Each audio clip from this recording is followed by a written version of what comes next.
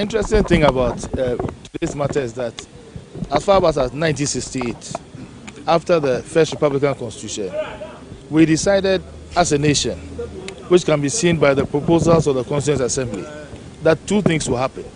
The first thing that we decided was that we will have the judiciary interpret the Constitution. In fact, they said two things. They wanted the judiciary to be the ultimate arbiter of what the Constitution says, and they also wanted the judiciary to be able to give advisory opinions. The people of Ghana rejected the second suggestion and said that the judiciary should not give advisory opinions, but the judiciary is the body that should interpret the Constitution.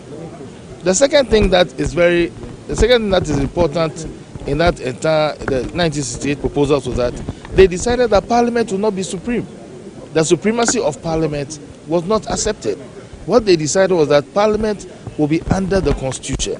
And so all our constitutions since then have followed this position. In fact, the 1992 Constitution in Article 1 says that sovereignty lies in the people. That sovereignty was expressed when the people, through a referendum, voted to bring this Constitution into force. And the Constitution tells us that the supreme law of Ghana is the Constitution. Everybody else is under the Constitution. Nobody is above anybody. Everybody has his role. And so the fact that the Supreme Court interprets the Constitution does not mean that they are above anybody. In fact, there are judges sitting on the bench. One of them is my classmate. My juniors are on the bench.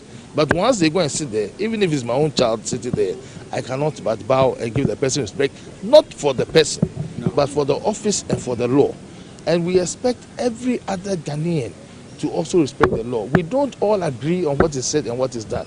There are several times that I've disagreed with what is said and what is done. But because of the respect for the rule of law, because of the respect for the Constitution, we just keep quiet and follow the law, hoping that if we don't agree, another opportunity will come that we'll be able to express ourselves. So what has happened today, we have not seen the reasons. We are happy because we came to court because we believed that the right thing was that the people had not by their action vacated their seats. So what has happened to them, we are happy about it. Tomorrow, the reasons will come out. And when the reasons come out, as lawyers, then we can look at the reasons and what the court has said, and then we can discuss it. In fact, the fact that the court has ruled in your favor does not mean that you agree with the reasons.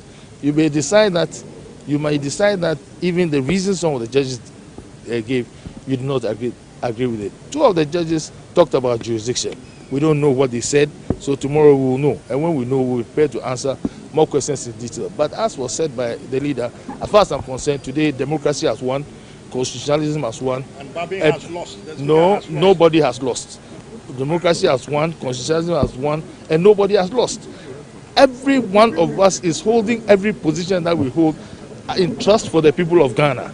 We don't hold it in our own capacity. When you are an MP, when you are a minister, when you are a president, when you are a speaker, when you are a chief justice, you hold it in trust for the people of Ghana, and you are under the law. Your time will come and you leave the position, and that is what we must all write. So the 4 MPs have been reinstated. They must come to Parliament, and as far as I'm concerned, if the status quo ante is brought back, then this whole dispute that people call him caucus leader, whatever, it should stop from today.